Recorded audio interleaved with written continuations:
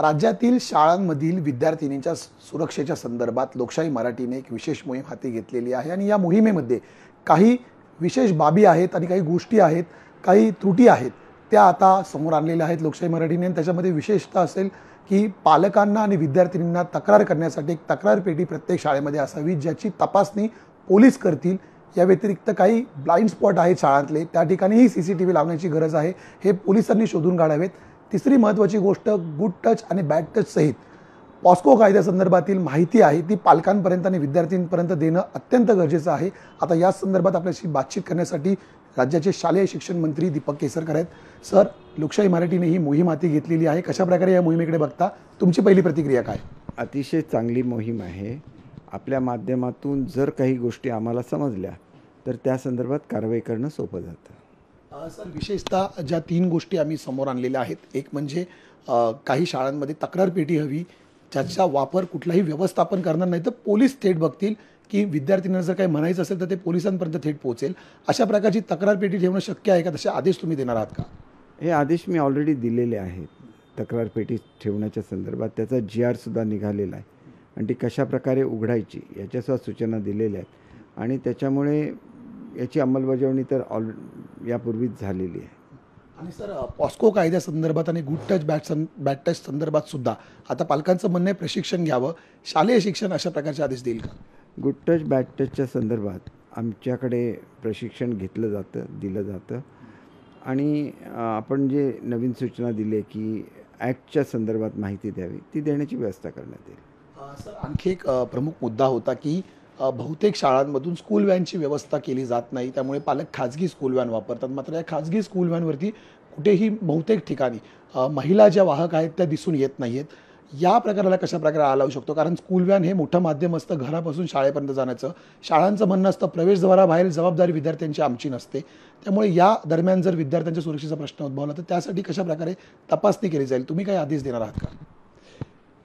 हे बघा, हा जो प्रश्न आपण विचारला ना, याच्यामध्ये शाळांचं नियंत्रण असू शकत नाही, कारण खाजगी ज्याला व्हेकल आपण भाड्याने घेतो त्याला ही काळजी घेणं हे त्या लोकांचं कर्तव्य आहे. परंतु तरी पण मी ह्या संदर्भात पोलीस डिपार्टमेंटशी बोलेन की काही नियंत्रण ठेवता येईल का, आणि नियंत्रण ठेवलं तर मग ही वाहनं उपलब्ध होत नाहीत असं सुद्धा दोन्ही बाजूने लोक बोलतात. तर मला असं वाटतं की निश्चितपणे परंतु अशा खाजगी वाहनांच्या बाबतीत एकही प्रकार असा आढळून आलेला नाही आहे. फक्त त्याच्यामध्ये अटेंडंट असावं. तर तुम्ही जर आता ही खाजगी वाहनं बघितलं तर मारुती व्हॅन्स असतात किंवा अशी छोटी वाहनं असतात, जसं S आहे, त्याच्यातून हे करत असतात आणि ह्याच्यामध्ये स्कूल बसपेक्षा कमी खर्च येत असतो, म्हणून ते पालक त्याच्यातून पाठवत असतात. तर याच्या संदर्भात काही पर्यायी व्यवस्था करता येईल तर सजेशन दिलं तर मग त्याच्यावर ॲक्शन घेता येईल. आमच्याकडे जिथं लांबच्या शाळा असतात तिथं आम्ही वाहतुकीसाठी भत्ता देऊ शकतो, परंतु हा भत्ता घेतल्यानंतर ती वाहतुकीची सोय पॅरेंट्सनी करायला लागते, ही त्याच्यातली अडचण आहे. त्याच्यामुळे अशा संदर्भात काही जर सूचना असतील मग त्या सूचनावर कशी अंमलबजावणी करायची त्याच्याबद्दल मी काही करू शकतो.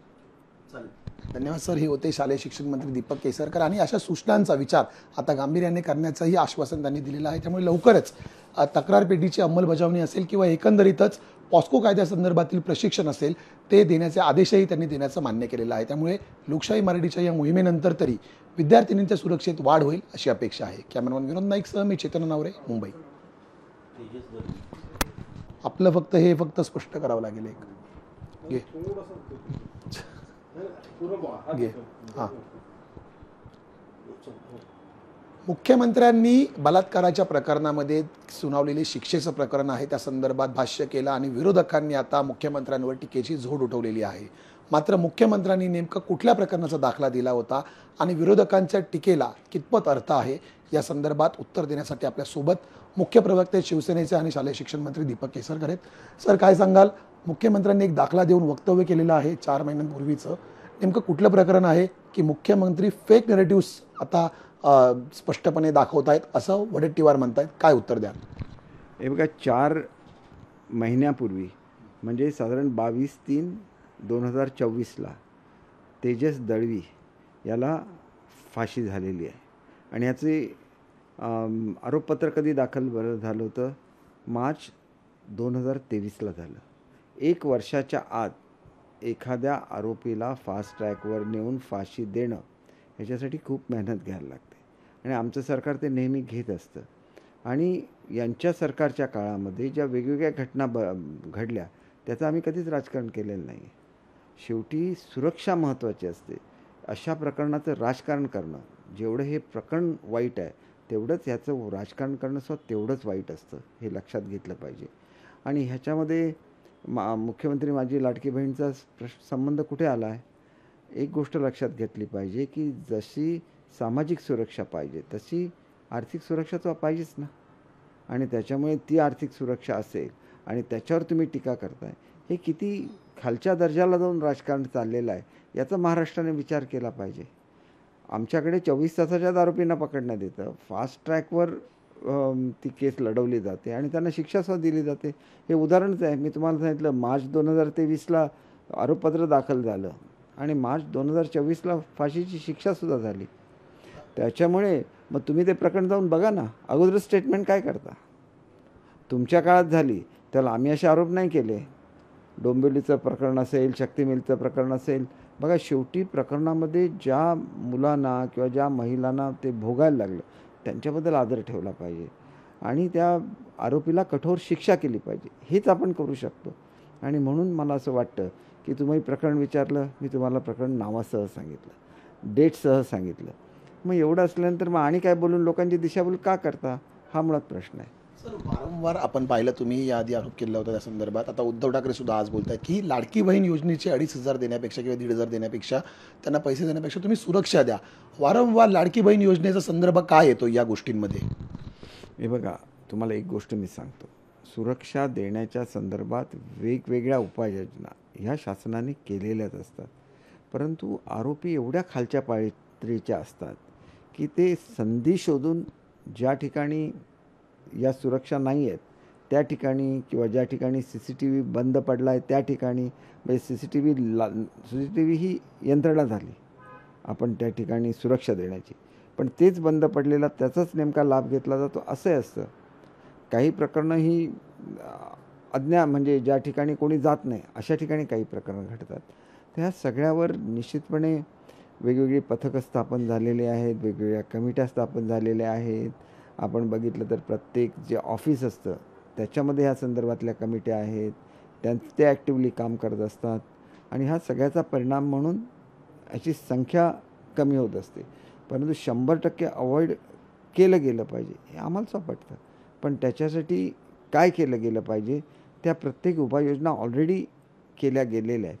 आणि त्याच्यामुळे एक गोष्ट अशी असते की दहशत बसावी अशी शिक्षा आरोपींना होणं हेच त्याच्यामधलं खरं. लाडकी बहीण योजनेचं का? कारण आज स्वतः विरोधी पक्षनेते अंबादास दानवे यांनी पण सांगितलं, कोल्हापूरमध्ये एक घटना घडलेली आहे. मुख्यमंत्री लाडक्या बहीण योजनेच्या कार्यक्रमाला जातात मात्र त्या ठिकाणी भेट द्यायला जात नाही. वारंवार ही योजना या अत्याचारांच्या घटनांबरोबर विरोधक जोडत आहेत. कशा प्रकारे बघता? मुळात महिलांसाठी असलेली योजना ती बलात्कारासारख्या ह्याच्याशी जोडणं हेच मुळात चुकीचं आहे. करणारा मनुष्य अतिशय नीच प्रवृत्तीचा असतो, त्याला शिक्षा झाली पाहिजे 100%, सुरक्षा मिळाली पाहिजे 100%. घटना घडल्याबरोबर 24 तासाच्या आत आम्ही वेगवेगळी सर्क्युलर्स काढली, म्हणजे शाळांच्या संदर्भात घटना घडल्यामुळे आणि पूर्वी काढलेली असतानासुद्धा नव्याने अधिक काय प्रिकॉशन घ्यायचं याचं दिल्या.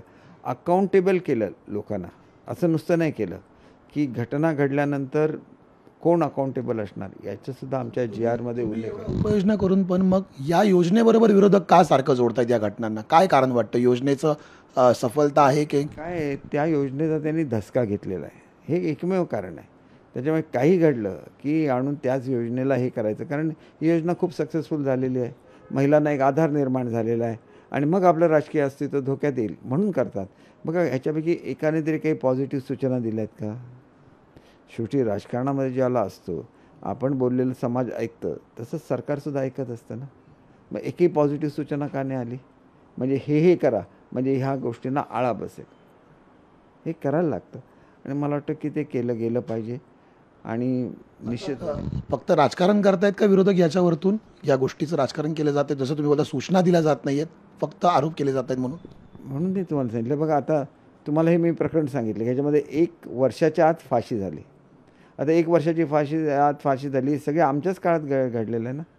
म्हणजे आमच्या सरकारला 2 वर्ष झाली असती, तर त्याच्यामध्ये असा प्रकार घडला, तर त्या माणसाला 1 वर्षाच्या आत फाशी झाली. म्हणजे आम्ही फास्ट ट्रॅकवर ते प्रकरण चालवलं, स्पेशल प्रॉसिक्युटर दिला, त्या नराधमाला फाशी दिली. म्हणजे हे तुमच्या काळात कधी घडलं नाही. हेच मला सांगायचं आहे. मग तुम्हाला हे बोलायचा अधिकार आहे का?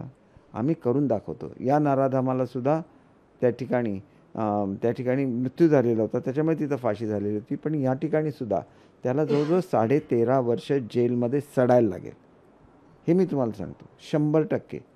आणि त्याच्यामुळे काही कायदे बदलले पाहिजेत, परंतु कुठल्या गुन्ह्याला कुठली शिक्षा द्यायची ह्याच्यातसुद्धा एक विशिष्ट मर्यादा आहेत.